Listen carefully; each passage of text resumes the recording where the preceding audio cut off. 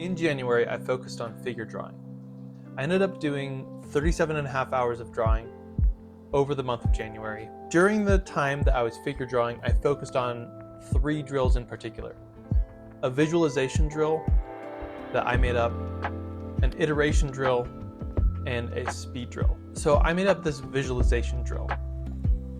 Essentially what this drill is, I view a figure and then I have this mannequin in my head and I arrange the mannequin into the form of the figure. Then I go to a different tab wherever the figure isn't, and I try to draw the figure from memory on the drawing service that I have. I got the idea from this from listening to artists like Kim Young-ji talk and how intense his ability to visualize is. And I think that you can actually train visualization. So the goal of this is to train that visualization of what I want to draw before drawing it. I think I actually saw some benefits from this drill with the speed that I'm able to understand what the body is doing. I used to really struggle with knowing which way the pelvis was tilted, which way the shoulders were tilted. And I think this actually improved my ability to analyze the body. And also it really hurt my brain. To rate this drill, I would say a 7 out of 10.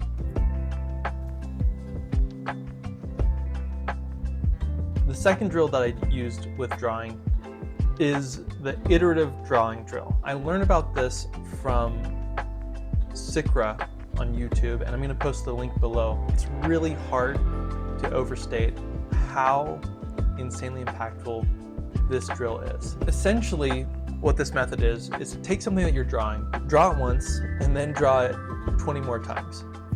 And each time you draw it, you change one aspect of the drawing. So, for instance, if you're doing a figure drawing, say you draw a figure and then in the next one you'll be like, well, what if the hips were pushed to the right just a little bit more? Or what if the head was bigger? Or what if this leg was pushed out further? Or what if it was almost bent where it's almost uncomfortable to look at? What does that do to the overall drawing? How does that actually change the feeling of the drawing overall? And this seems like a simple thing, but it's revolutionary for 3 big reasons. Number 1 is it takes that inner critic and directs it into a positive force. Let me explain that. The way that I used to draw was I would take out my notebook, I would sit down, I would try really hard to think of something original. I would draw it, it would be shit, I would get really sad, and then I would stop drawing. I think a lot of people actually draw like that. This method helps to, instead of having your inner critic tear apart your work, it focuses your inner critic on what can be better about what you've already drawn. You get to focus on making one thing better each time. And this method helps to actually mature your inner critic along with your drawing skills. It is so impactful. The second reason I think iterative drawing is insanely amazing is it actually gets you used to the volume of work it requires to get better at drawing. I think there can be this barrier into having to draw something again, right? It's like you mess up a drawing and you're like, oh shoot, and then you're like, oh, that drawing's dead. Well, no, you can just draw it again and draw it better. And it opens up this whole nother avenue of how to actually make a really good drawing. It's like if you're gonna draw something that is in your mind, why don't you draw that thing 20 to 40 times and then draw it well and then render it? And I guarantee that the quality of that is going to be so much higher than the first drawing that you did in that sequence. And number 3, I would say it unlocks your creativity. It's so hard to be original by looking at a piece of paper and just manifesting something. This method helps you be systematically creative.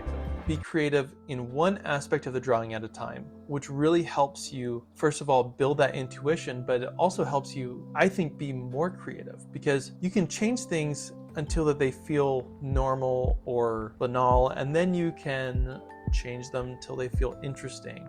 Overall, this is kind of revolutionary for me and a total epiphany, and 10 out of 10 would recommend doing this, and definitely go watch the actual video with Circa because he explains it super well.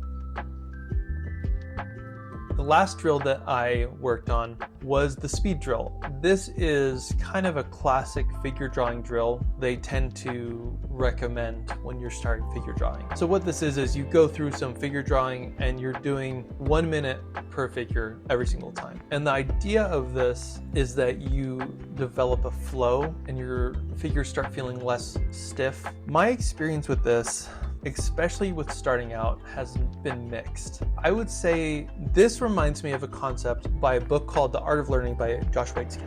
The way that you master a skill is first you master the fundamentals. He gives the example of like a punch, right? So initially you go into this punch and you do it in slow motion.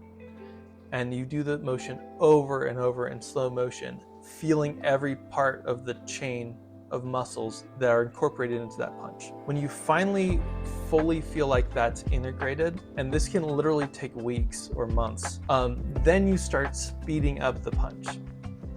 And the idea is that you feel that muscle chain and make sure that it doesn't break while you're punching harder and harder and harder. Then after another long period of training yourself to punch harder and harder and harder, you get to the point where you've essentially mastered the punch, but your motion at this punch is probably very big and exaggerated. It's like a big wind up and then a punch, and it has a lot of power behind it.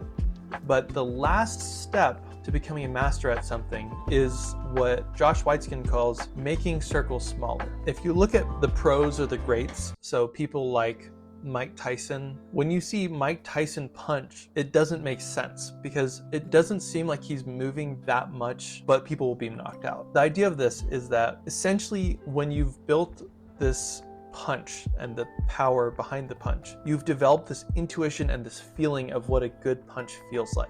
Then you take that feeling and you make circles smaller by trying to reduce the amount that your body has to move while retaining that same feeling with the same power that you do with the full range of motion. This is the step a lot of us try to jump straight to because you watch people that you're impressed by and you see how they draw and then you want to just jump straight into that. Or you see how they do any skill and you just want to jump straight to that. There's a whole process to getting to that point. This is a long way to say that I think that the speed drill for figure drawing is for this purpose, where you've developed your construction, you've developed your idea of 3D space and your mark making ability, and then you compress all of that ability into like a couple lines. I think a good way to think about it is even Picasso's The Bull, where it shows how he can abstract this idea of a bull into a couple lines. And so I feel like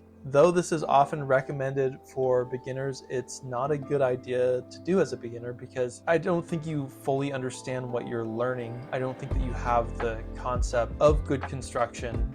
And then I think that you end up just making hasty, shitty lines. Essentially, train yourself to be impatient with how slow it takes to draw stuff. I would rate this exercise as like a 3 out of 10 for beginners, and maybe like an 8 out of 10 people that are more experienced. I don't know yet, but I've not had good experiences with it.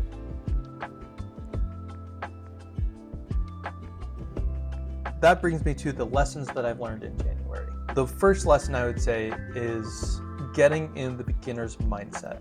So I'm a beginner and I need to approach drawing as a beginner.